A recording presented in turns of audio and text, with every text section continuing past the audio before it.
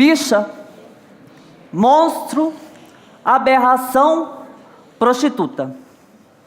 Esses adjetivos foram usados numa peça de acusação a Valdirene, primeira transexual redesignada, operada no Brasil na década de 70. 40 anos se passaram do uso desses adjetivos pelo representante do Ministério Público como peça de acusação. Bicha, aberração, monstro, demônio, puta. Foram adjetivos proferidos a mim durante a campanha eleitoral de 2018. 40 anos se passaram. Esses adjetivos, eles possuem um ponto comum, apesar desse lapso temporal. Eles não são proferidos somente por uma divergência de ideias, algo que é bastante comum num processo, num pleito eleitoral. Eles são proferidos pela condição de ser. Eles são proferidos pela condição de ser trans. Ser trans no Brasil, travesti ou transexual, implica no apagamento, no silenciamento, na invisibilização, numa situação de vulnerabilidade, que nos coloca à margem de toda a sociedade e coloca a nossa vida numa situação de menos-valia. Para quem não conhece a realidade, as identidades de gênero que destoam da heterocis-normatividade normalmente são repelidas desde muito cedo. A família rompe com laços de afeto. Ficam ou criam uma expectativa dogmática de que, se é menino, tem que ter um comportamento X. Se é menina, tem que ter um outro comportamento. Meninos brincam de carrinho, bola, astronauta, podem fazer tudo. Meninas têm que ser belas, recatadas e do lar. E desde nossa primeira infância, as mulheres são domesticadas para as prendas domésticas, pela lida do lar, pela boneca de brinquedo, que vai ensinar a ser mãe. No entanto, quando a criança ela já manifesta uma identidade de gênero divergente daquilo que lhe foi atribuído ao nascer, quando o médico marca na certidão de nascido vivo, na declaração de nascido vivo, homem ou mulher, masculino ou feminino, cria toda essa expectativa, que ao divergir do comportamento, gera esse rompimento dos laços afetivos. Então a família, o primeiro núcleo social que deveria acolher, rompe com esses laços. A escola também não acolhe pelo modelo pedagógico, que é sexista e binário. As atividades físicas são divididas pelo gênero. As filas para entrar ou para sair da escola, também. A lista de chamada. Então, é um modelo pedagógico que também não acolhe a diversidade. E que não é fácil. Imagine uma criança em idade escolar ficar 4, 5 horas sem conseguir ir no banheiro por não se sentir à vontade para estar no banheiro obrigado pela escola, de forma compulsória. E, normalmente, os modelos pedagógicos, eles não evidenciam ou não apresentam outra sugestão. Diante disso, pessoas trans, travestis e transexuais, elas evadem da escola de forma muito precoce, na adolescência, e não conseguem ascender no mercado profissional, não conseguem se inserir no mercado de trabalho formal, que é cada vez mais exige uma determinada capacitação. Diante disso, só resta a pessoas como eu a prostituição. Estima-se que 90% da população brasileira, de travestis e transexuais, esteja compulsoriamente na prostituição. Não porque querem, e não porque a prostituição em si seja um problema, não é. É uma questão que a gente precisa discutir também e tirar a moralidade de tentar tampar o sol com a peneira. A gente precisa discutir a prostituição como uma forma de vida também. Mas as pessoas trans, elas são levadas à prostituição de uma maneira compulsória. Só resta isso para elas fazerem. Só tem esse meio de vida. Quando eu narro essa história, eu não estou fazendo o papel de vítima. Longe de mim produzir um discurso vitimista. Eu não posso produzir esse discurso. Eu não posso porque eu sou uma pessoa trans, mesmo com todas as dificuldades, sou uma pessoa privilegiada. Sou uma mulher trans, mas sou branca. Tive acesso à educação. Pela minha transição tardia, pude concluir o ensino superior. Pude acessar o mestrado, fazer especializações. Pude criar uma carreira profissional longe da prostituição. E, além de tudo, detenho um privilégio que nem todas as pessoas têm, que é da passabilidade. Essa categoria é pouco conhecida para a maioria das pessoas. Passabilidade significa não ser lida como uma mulher cisgênero. Então, nos espaços que transito, eu não sou vista de primeira como uma pessoa trans. Talvez um olhar mais observador, mais articulado, de quem conhece a realidade, pode me ler como tal. Mas, geralmente, no primeiro momento, não. E, graças a esse privilégio, eu posso hackear a todos esses privilégios, né? Eu falei uma lista de privilégios. Eu posso hackear os espaços privilegiados, espaços como esse, ocupar esse palco, falando para pessoas de todo o Brasil. Pessoas que detêm cargos públicos, que participam dos processos políticos eleitorais e que estão empenhadas a produzir uma mudança social, uma mudança política na sociedade. Esse espaço privilegiado.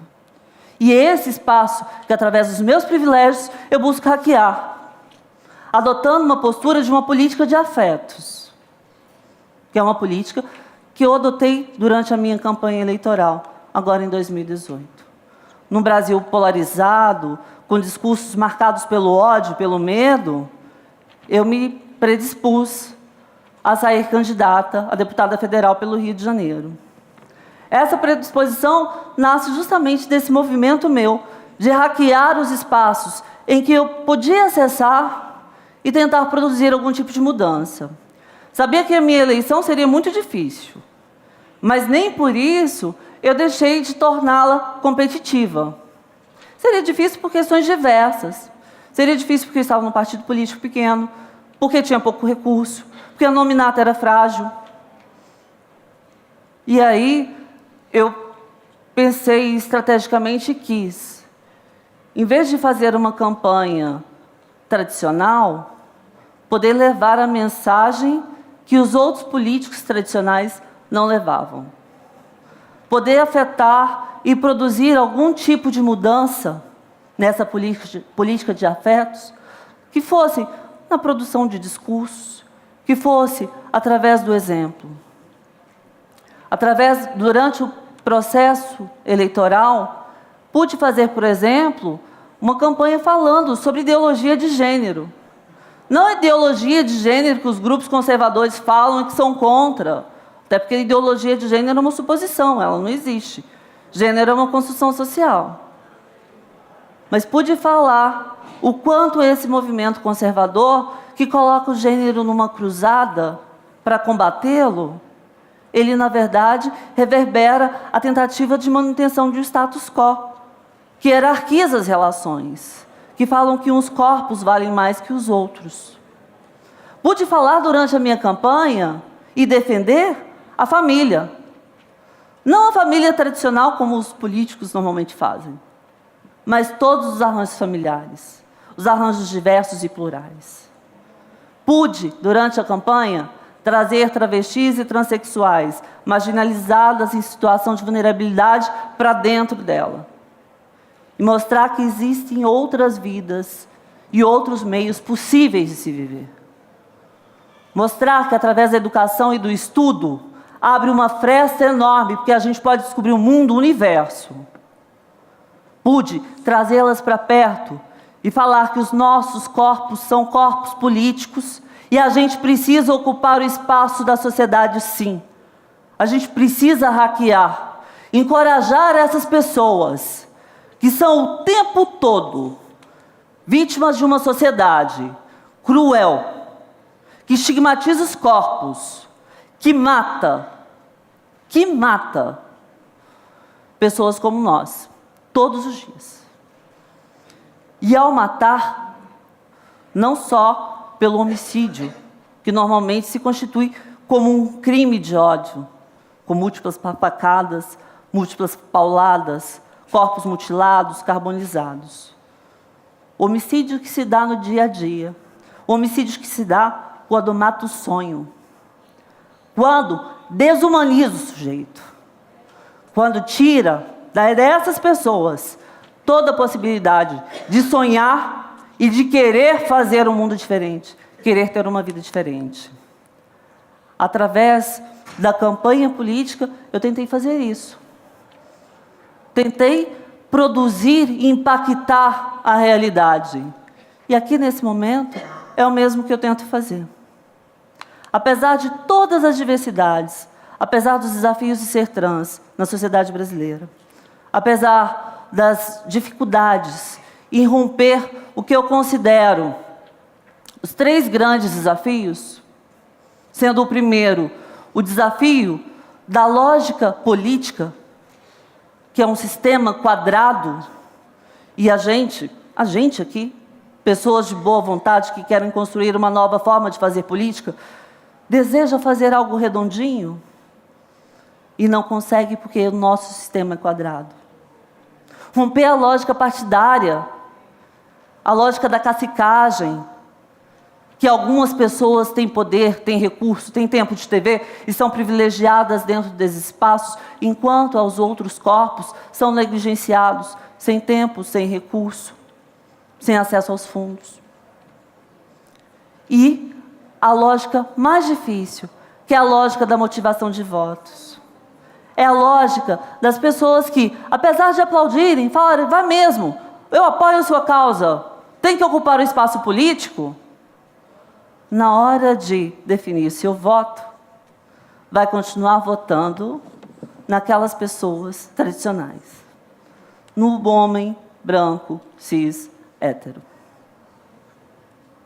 Essa lógica é a lógica daquelas pessoas que não se sentem representadas, porque esse corpo, ou esses corpos, não foram feitos e não são sociabilizados para garantir uma representatividade política nos espaços. As pessoas não veem pessoas como eu e como outras minorias ocupando espaços de poder. E é isso que eu tentei fazer, romper com essa lógica. E que, apesar de todas essas dificuldades, de todas essas adversidades, eu me orgulho muito de ser uma pessoa trans.